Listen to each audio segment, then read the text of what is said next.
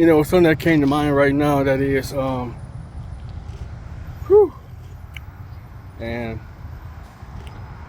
that, do you know your impact? I'll be real with you, as I check my analytics and stuff and numbers and so forth, which I rarely do that nowadays. This is the first time I say, wow, I got like on my band lab account in the March of the Code, I got like almost 400 people following me and all that, and it's kind of like interesting. I'm not much of a numbers kind of guy, because a lot of it just sound kind of vain and shallow, So that being said,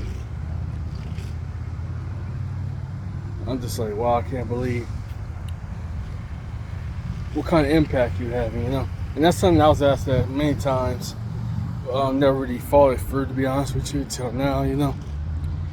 I said I appreciate just the comments, the response, to everything, and that's also here on YouTube too. I love just reading comments and stuff, It makes me feel really good, But it took me years of analyzation, which is ironic from the producers I fall out with, about impact and influences.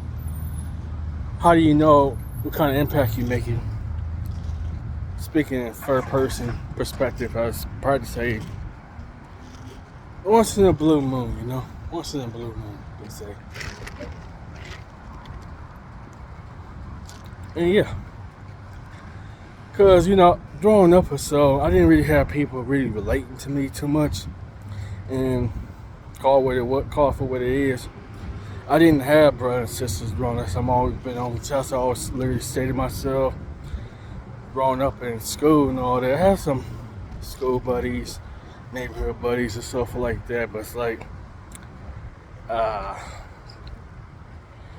time moves on, time goes on, I guess growing up, I was literally just a lonely child and all that, playing video games, and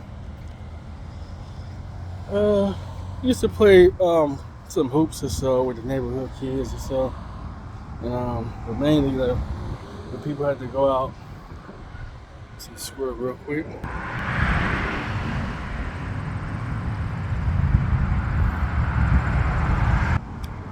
Thank you, squirrel, for not attacking me, Thank you.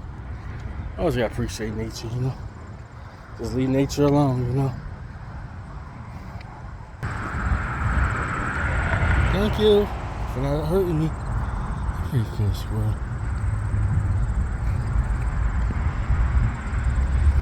Yeah. And that's been a struggle itself, not have people really that I could look up to. Like, I have my parents, my mom and dad and family members like that, but it's like knowing that resembles me, like-minded people, My parents, basically, my dad was born in 1940 and 1949. So, my mother was born in 1962 or 3. In those 2 years, they both gone. But what irks me growing up is that we couldn't relate, growing up. Like, we had literally nothing in common. Not because I'm being disrespectful or anything. I always feel like I'm such an oddball, ugly duckling in a scenario, Gotta give the company logo. I'm wearing my uniform, this.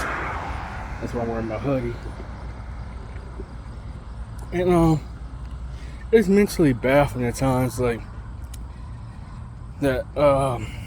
I guess I'm gonna add this in too. It'd be a separate video, but I guess I add it to hate being different. I always been called a weirdo, a freak, ugly, and retarded. Just being real. No disrespect to my audience with disabilities. Speaking of myself as a person with disability, and yeah, I couldn't fit in with the geeks, freaks, weirdos, even this. It's kind of funny. I was pretty much socially isolated, socially alienated too. It's like not you feel like you're not part of anything, you know. And they say that it's a company you keep that, you know, enhances your life. If you're around smart people, you become smart yourself. If you're around dummies, you become a dummy, you know. And see, I was very shy, you know. I was a very shy child, quiet child too, you know. Back then, I was almost near mute growing up, and so also did a speech impediment. And music been the coping mechanism that actually teach me how to speak, you know, like how to express myself. You know, before music, I was very, very shy. But then I got my teenager years, I got very angry, woke up and all that, you know, at such a young age, you know.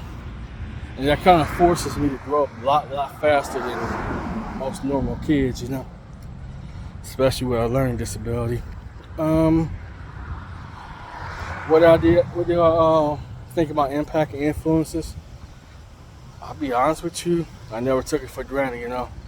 I never figured I'd reach that many people, be real with y'all, you know.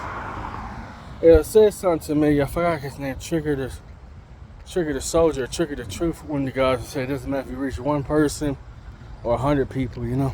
And that's kind of like touching to me. He said this back on my YouTube channel years ago, like over 10 something years ago. That's because I was still trying to find myself too. Like late teenagers, early 20s and all that. It's very interesting to talk to so many colorful folks, you know. I wish I had, you know, true development, you know what I'm saying? I had to learn everything, really self-taught, self-learn with limited education in my background, you know.